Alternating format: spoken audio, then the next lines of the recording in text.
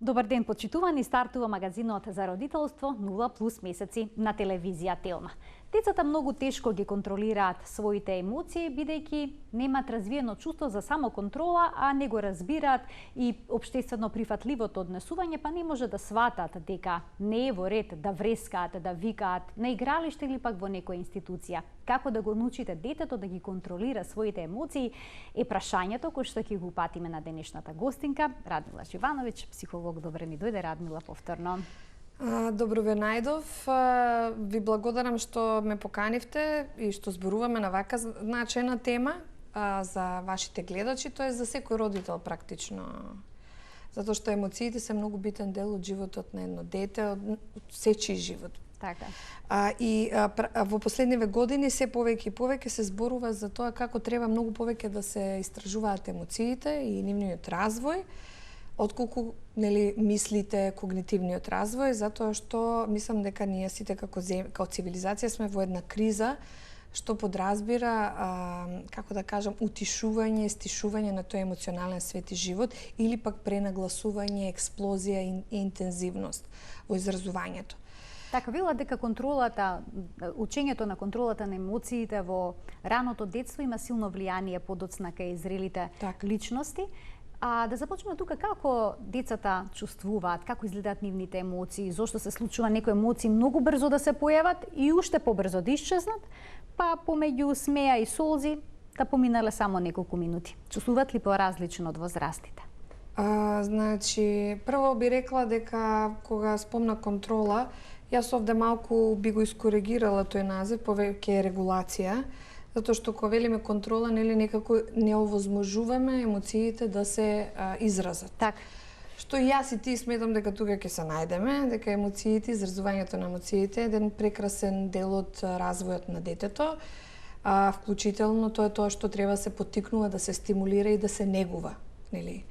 Само прашањето е како и во кој интензитет ќе бидат истите емоции искомуницирани. Оно што ти го кажа, значи, каков е емотивниот свет на детето, дефинитивно многу по-неиздиференциран за разлика од возрастните, без чувство на некои ефекти, последици кои што емотивното изразување ги носи, за што се занимава емотивната регулација практично, без развиени некои вештини за емотивно регулирање кои предпоставуваат појасно канализирање на сопствените емотивни доживувања во релација со надворешниот свет.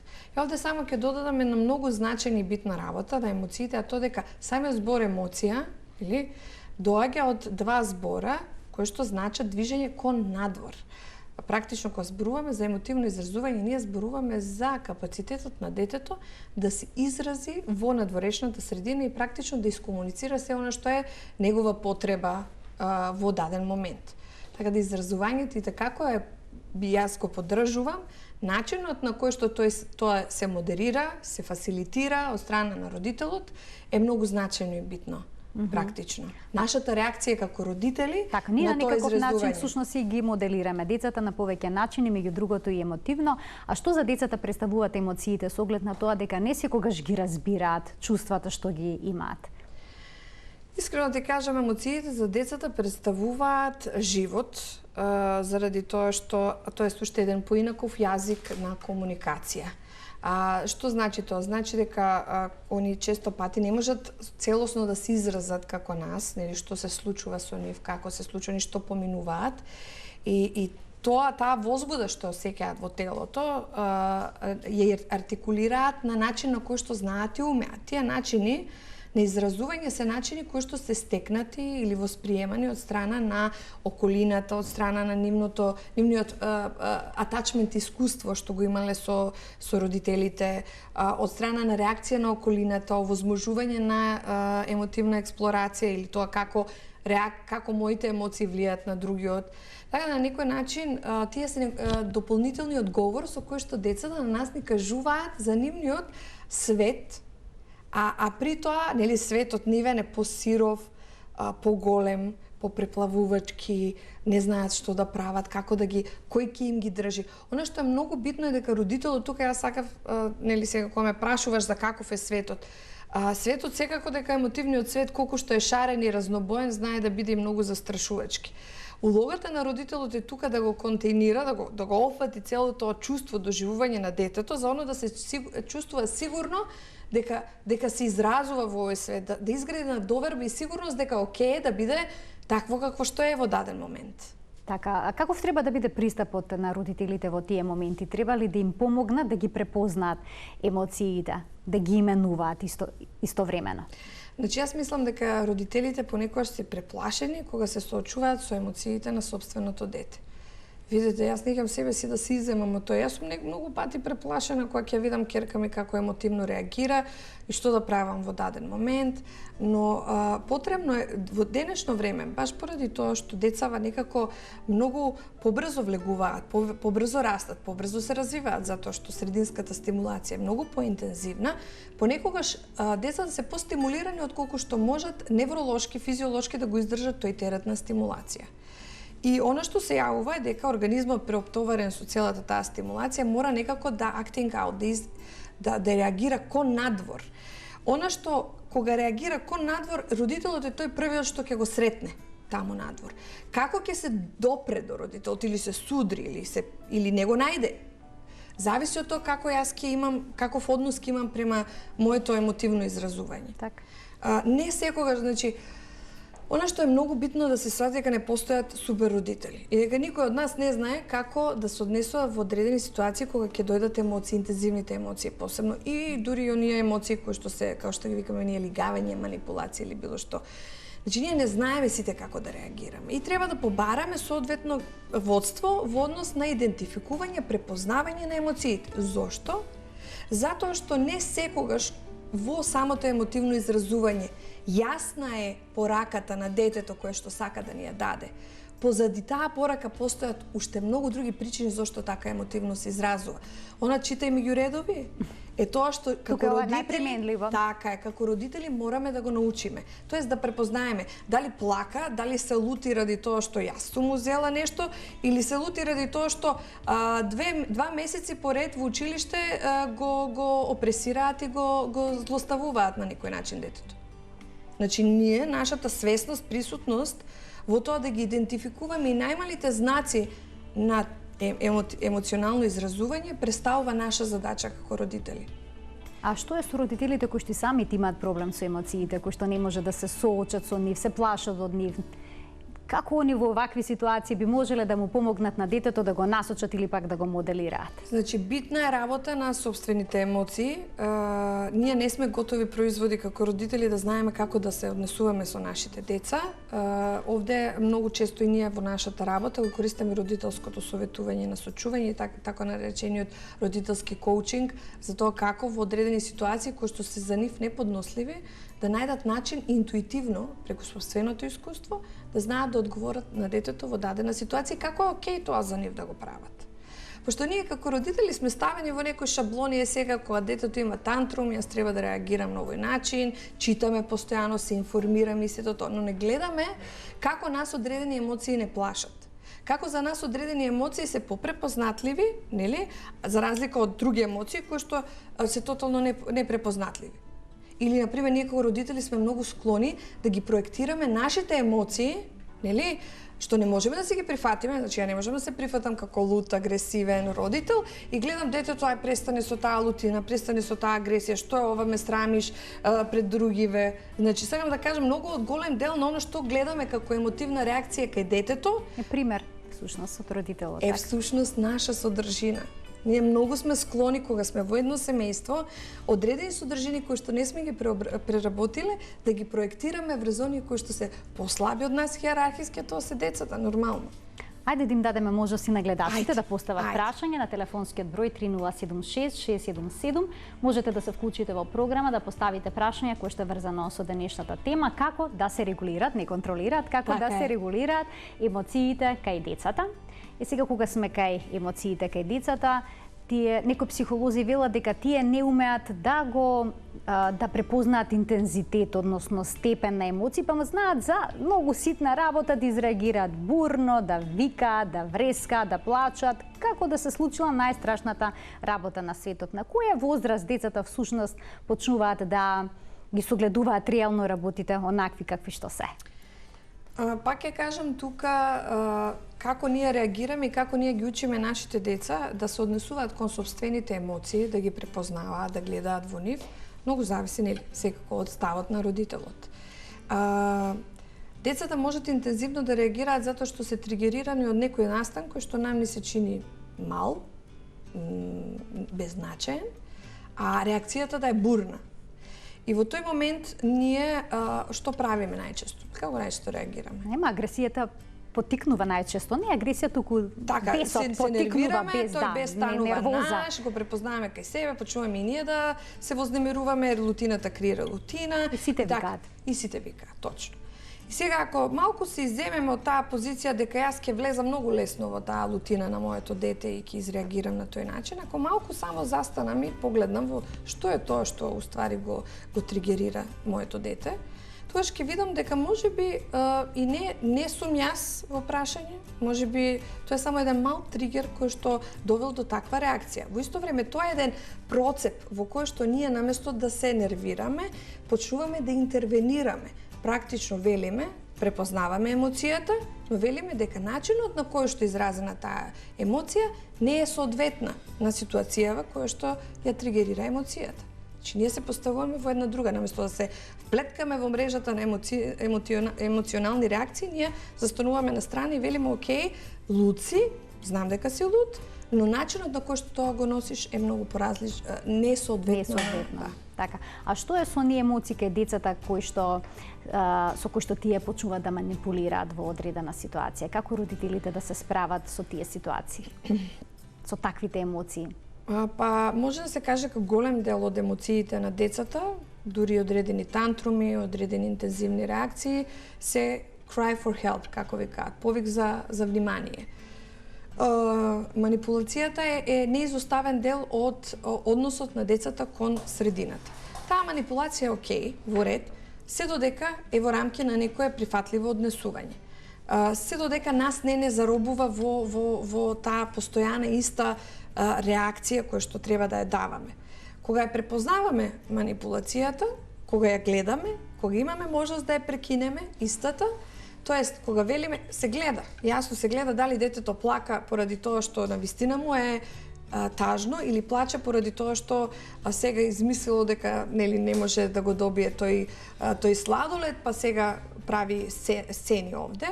Тогаш тука влегуваат сите тие родителски стратегии за насочување на таа енергија која што се изгенерирала со цел да се најде посоодветно решение во дадената ситуација. Така, кога има тантруми, кога има врескање, викање, плачење, која реакција на родителот е најсоодветна? Дали на лице место треба да направат нешто?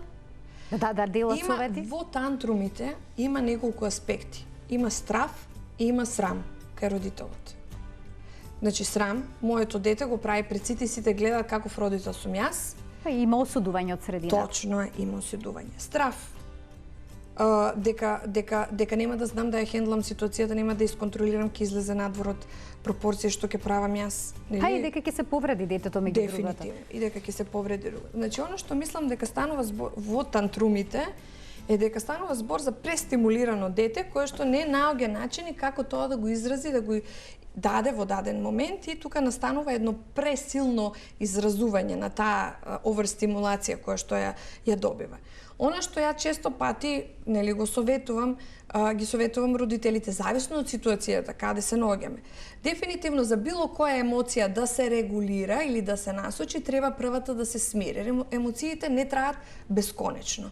Значи, треба да се најде начин емоцијата да се смири. Ако јас стојам над моето дете, нели, детето лежи на земја, практично ние го продолжуваме ефектот на действување на тој тантрум. Треба да се симнеме малце подоле на земја. Не викам дека треба сега да го грабчеме, да го фаќаме, да го стегаме. Него да стоиме до него и со гласот, со дишењето да го водиме детето кон тоа дека он може да се смири. Ова не е ништо. Значи, ова се случува на секому.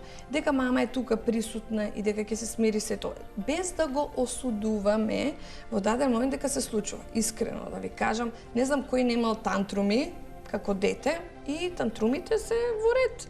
Прашање е како ние ќе реагираме на тантрумите и до која ќе го продолжиме она наша реакција со која што велиме срам те било, гледа што ми направи, сега сите не гледаат, нека гледаат.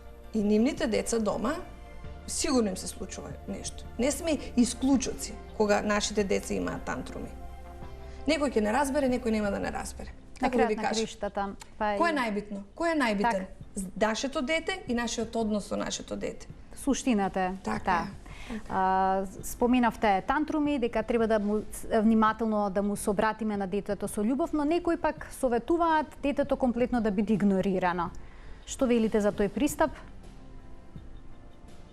Не знам, јас се прашувам дали јас би изигнорирала ќерка ми ако направи тантрум. Не знам колку тоа игнорирање би било соодветно според мене. Значи, зборувам за мене. Јас го немам тој капацитет, или? Детето кога ми е во тантрум, да ја игнорирам. Можам јас да не интервенирам многу, но јас сакам да седнам до неа присутна, дека знам ни што поминува, дека сигурно е многу тешко и напорно тоа што и се случува и дека сум тука за неа присутна, ама дека ќе игнорирам, сигурно нема да игнорирам. Значи, се зависи од пристапот. Јас не негувам таков пристап на оддалечување, заминување, не гледање. Јас сакам да имам на присутност, макар нека и телесна, затоа што родителите се емоциите, извинете, се телесни феномени. Значи не се когнитивни, а само феномени. Тие се телесни, се преживуваат низ телото. Кога имам јас до мене тело кое што е стабилно, кое што еманира присутност, кое што ме поддржува, кое што нема да избега од мене кога сум ваков, ја праќам многу силна порака на моето дете. Дека јас го сакам безусловно, дека нема да бегам некаде таму кога ќе му се случуваат вакви работи. Така детето учи дека е окей да биде, нели, емотивно со тек на времето, тој емотивен интензитет се намалува. Дали токму од овој родителски пристап и зависи како различни деца ќе се однесуваат кон една иста ситуација, например дали некој ќе почне да плаче или пак друго ќе потрча кај мајка му и да побере утеха. Сигурно секој дете различно реагира. Емотивниот цвет на секој дете е единствен. Најбитно е ние да го знаеме.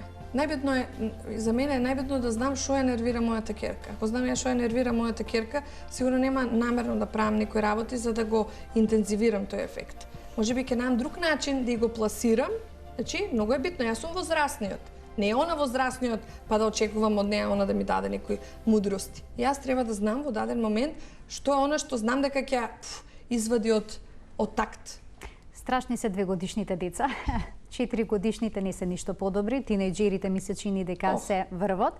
Значи, ова се периоди во кои што децата се преплавени со бурни емоции и некои родители сметат дека не треба ништо да прават во тој период, бидејќи се работи за развојна фаза која што ќе помине. Треба ли да се чека да помине таа развојна фаза или пак, како што споменавте, да се пристапи кон детето на начин што ќе му се појасни како да ги регулира емоциите за, нели, на долгорочен план да има некаков бенефит од сето тоа?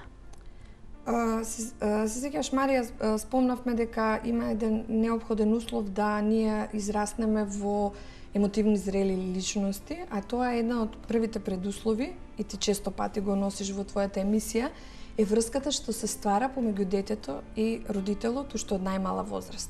Кога се раѓа детето, нели има ова е поврзано со таа неуробиологија на емоции, во која што се истражува дека детето кога се раѓа, нели се раѓа со 400 грама тежина на мозок, кој што до првата година се зголемува на 1000 грама, тоест тој неокортекс постнатално се развива. Во неокортексот се многу од начините на регулација на емоциите. Тој неокортекс се зголемува единствено под влијание на сигурна срединска средина, тоест сигурна врска или поврзување со родителот, не е битно дали е мајка или татко, со некој кој што постојано ќе се грижи за детето. Тоа значи дека не можеме ние да ги оставиме децата да поминат само низ фазите. Ги знаеме фазите, нашите интервенции и како се битни, нели, да знаат они што поминуваат. Интервенциите и начинот на кој што ние лично, како модели, ги модерираме нашите емоции. Нели, ако мене детето ме гледа ностоп дека викам и се дерам, Не можеме да очекуваме оно да биде мирно, нели, крушата по круша паѓа, сигурно дека ќе стане збор за дете кое што е, нели, и можда и полуто и поиритабилно, не мора да е луто секако, но може да би иритабилно, хиперсензитивно. Значи сите тие начини се некои образци кои што ги земаат и од нас родителите. Така. Чисто родителите ги прифаќаат и ги поддржуваат само позитивните емоции кај своето дете. Не може сите да бидеме постојано среќни, ниту возрастните, ниту пак децата. Еве, тоа сакав исто да те прашам. Колку ти чувствуваш среќа во текот на денот или колку ние? За жал, како возрастни, се помалку и помалку чувствуваме задоволство и среќа.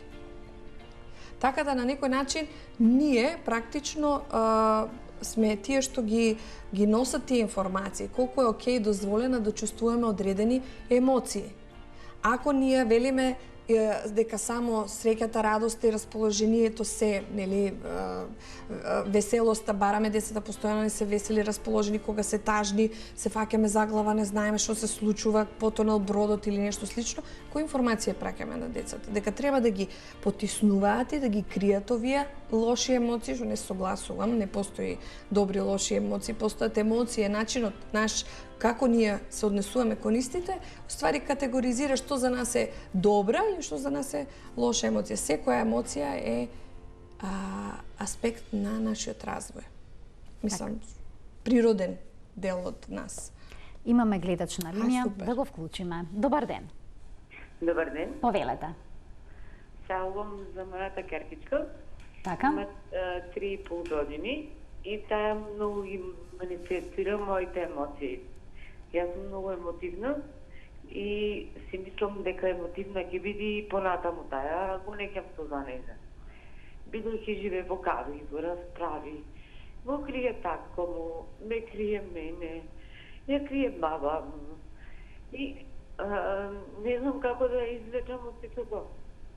Сакам да ми кажете некое решение. Така, ви благодарам за вклучувањето во програма. Од ова малку информации што јас ги добив нели од премалку. вашата. Така е. Мораме она што вие носите се неколку работи, дека децата практично ни се многу лојални на емоциите кои што ние ги изразуваме и често пати кога гледаат или осеќаат одредена слабост кај родителите, ги превземаат дел од емотивните реакции или сметаат дека тоа е моделот по кој што они треба емотивно да реагираат. Никој дете не сака да биде поинакво од своето семејство. Ако вашето семејство, нели, отсликува една динамика емотивна, тогаш и вашето дете ќе ја прифати таа емотивна динамика. За вашето дете да расте во некоја си по-слободна форма и варијанта, многу е побитно вие самите да се осеќате многу посигурни во вашиот емотивен репертоар на изразување, практично да видите што вас и како вие да станете малку по-стабилни во вашето емотивно изразување, што е прифатливо и што не. Децата впиваат од семејството и она што не им е кажано. Значи, оние, како да кажам, некажани работи кои што се случуваат во семејството и ги интерпретираат и ги носат на најпрепознатливиот начин. Ако тоа е преку лутина, тоа ќе биде преку лутина. Детето не може да реагира поинаку од сопственото семејство. Така. А на која возраст децата би требале да почнат да учат за емоциите, за чувствата? Кога родителите да започнат да работат со нив? Јас мислам дека ова е многу интересно прашање. Среќен си, тажен си, бесен си, значи да ги тоа е веќе опишуваат нивните емоции за тие да почнат да ги научат, па и потоа да ги водат на каков начин би можеле да ги изразат. Колку порано ќе се почне, толку подобро. Во смисла да, нормално не можеме да почнеме од самиот старт затоа што нели негде втора година, после втора година кога веќе развиваат говорот, кога почнуваат да говорат и самите, нели, за кога веќе имаат поразвиен однос со средината, имаат поминато низ одредени процеси на сепарација, се приближуваат кон светот. Убаво да се зборува со некои така не толку комплицирани термини за да ги разберат. Не мислам дека треба да им се објаснува когнитивно. Мислам дека повеќе треба телесно и да им се донесе. Во раните години емоцијата се носи многу повеќе телесно отколку што се носи когнитивно или разговорно. Веќе кога почнуваат децата, дали преку приказките, нели во приказните има доста емоции, литература која што исто така се користи за да се зборува за некои процеси, Сликовници, убави илустрации кои што се. На пример, тоа се негде трета, четврта година што прави принцезата, каква се лути на принцот или и се лути на макејата. Значи, такви некои работи може да се потикнат во однос на разговор со децата. Така, а што е со поголемите деца кои што чисто родители малку потврлиле на овој план, на каков начин да се пристапи, може ли преку игра, преку некоја таква стратегија? Значи, да се насочат. Со игра може да се работи пред се со деца од основно образование, со некои по други начини на изразување на емоции, значи по уметнички техники, пристапи и слично може да се работи повеќе со тинејџери, со креирање на приказни, креирање на ликови, сите оние аспекти кои што нели се битни, проективни техники кои што се користат за работа, се многу позгодни за тинејџериве и за повозрастниве деца, еве да кажам. А за овие помаливе игра, интеракција, активност, сликовници, исто така некои проективни техники кои што се поврзани со изразување со боење, со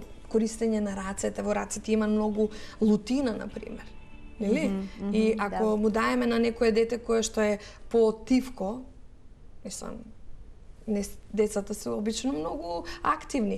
Некој дете кој што е поповлечено, му дадеме глина да работи, например, ќе видиме дека има во него нешто кое што е позадржано, а тоа е таа лутина. И се прашуваме сега, зошто таа лутина е задржана? Можеби заради тоа што страв му е да изрази лутината дома, затоа што можеби ќе биде карано, можеби ќе биде осудено заради тоа што не треба така.